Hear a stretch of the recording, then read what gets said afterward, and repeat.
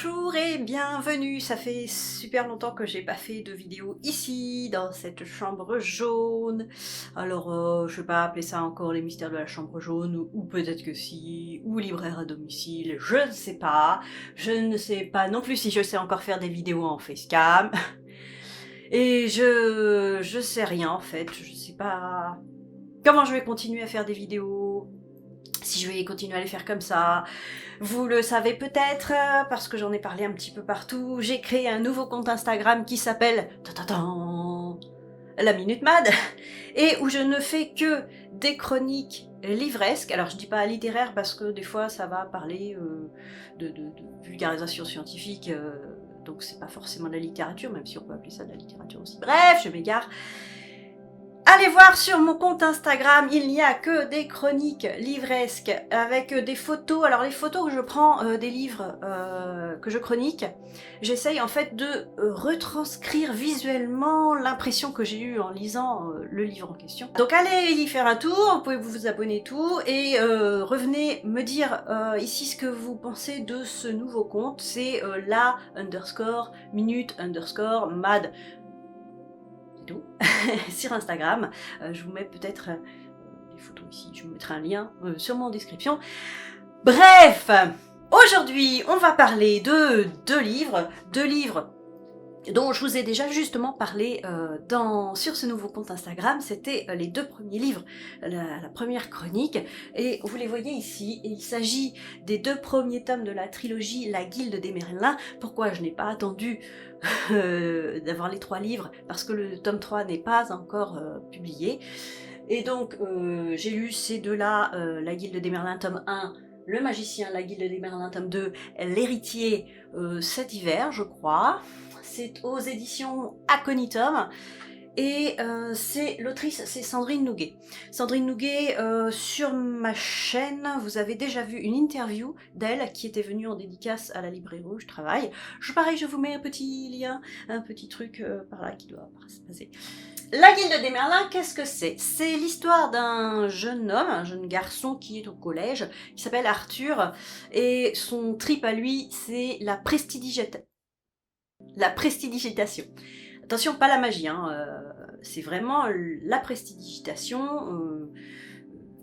Pour lui, c'est deux choses différentes, le monde magique, les fées, tout ça, et le fait de faire des tours de cartes et tout ça, la manipulation, c'est deux choses différentes, certes.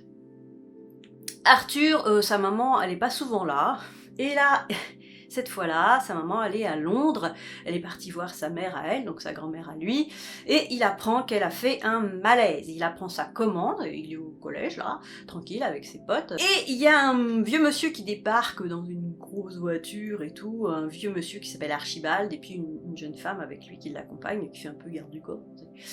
Et ils lui disent, bon, ta mère a eu un malaise, on t'embarque à Londres. Tranquille. Donc bon, le gamin finit par y aller, ses amis s'inquiètent un peu, normal. Il arrive donc à Londres, chez sa grand-mère, voilà, qu'il n'avait jamais vue en fait, hein. Et donc Arthur, de fil en aiguille, va découvrir la vérité sur ses origines. Ses origines, alors on peut un peu le comprendre, hein, légende arthurienne, fée Viviane, qu'est-ce qu'on peut avoir d'autre, enfin, vous voyez le topo quoi, Merlin. Voilà, il a des origines un petit peu féeriques, fantastiques, légendaires, mythiques. Il n'y a pas que ça dans ces livres, parce qu'on s'aperçoit que il n'y a pas que la légende arthurienne dedans, il y a la mythologie grecque aussi. On parle aussi, alors je sais pas si ça va être spoiler ou pas, mais j'en parle quand même. On parle de vampires, voilà, tous les mythes qu'on peut connaître, les légendes qu'on peut connaître, sont associés dans cette saga, dans ces livres, et justement ça en fait quelque chose de très sympa parce que il y a des cohérences en fait entre tout ça.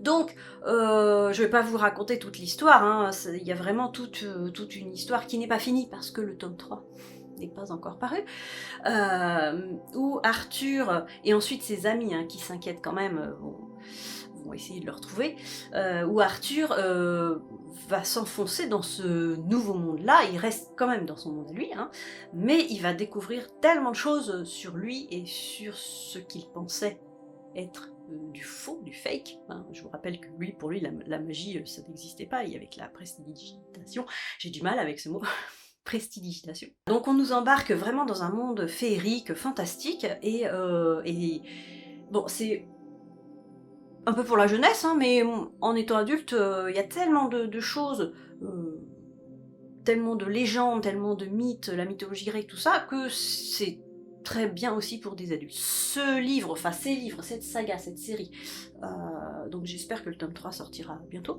moi je la recommande plutôt à des gens qui ont aimé les Harry Potter, parce que c'est un peu ça aussi, hein, c'est un peu le monde de jeunes qui sont dans notre monde contemporain, mais qui mettent un pied dans un nouveau monde, un monde magique, un monde féerique. Vous voyez aussi, alors je ne sais pas si vous connaissez, moi j'avais fait des vidéos dessus sur A comme association. Donc c'était des ados qui avaient des pouvoirs assez spéciaux. Il y a aussi Percy Jackson, enfin des choses comme ça. Voilà, hein, ce sont des personnages qui sont un peu entre deux mondes, qui ont un pied dans notre monde, un pied dans le monde magique légendaire, etc. Et donc allez voir toutes les vidéos, hein, dont je vous ai parlé, ça peut aussi vous mettre un petit peu dans le bain. L'interview de Sandrine Nouguet qui parle justement de ces livres-là, les vidéos que j'avais faites sur Acom Association, etc. Et allez voir mon nouveau compte Instagram, ça me fera plaisir, laissez-moi un petit mot là-bas. Je vais essayer d'améliorer tout ça. Pour l'instant, j'ai tellement de livres dont je dois vous parler, que je vais essayer de faire quelques vidéos comme ça pour me remettre un petit peu dans l'ambiance du tournage, et pensez à me mettre un petit commentaire, voilà, pour m'encourager, parce que là, j'ai eu du mal à m'y remettre en fait aux vidéos, hein. Je tripe tellement sur le compte Instagram que ouais, j'ai du mal à m'y remettre. Je suis plus à l'aise à l'écrit en fait, et en photo, que moi en vidéo et à l'oral. Abonnez-vous! Allez voir mon autre chaîne qui a repris aussi à la rentrée, mon autre chaîne Au secours de français, où je vous parle de problèmes de français. Si vous me posez des questions autour du français, j'essaye d'y répondre. Et sur ce, bonne lecture!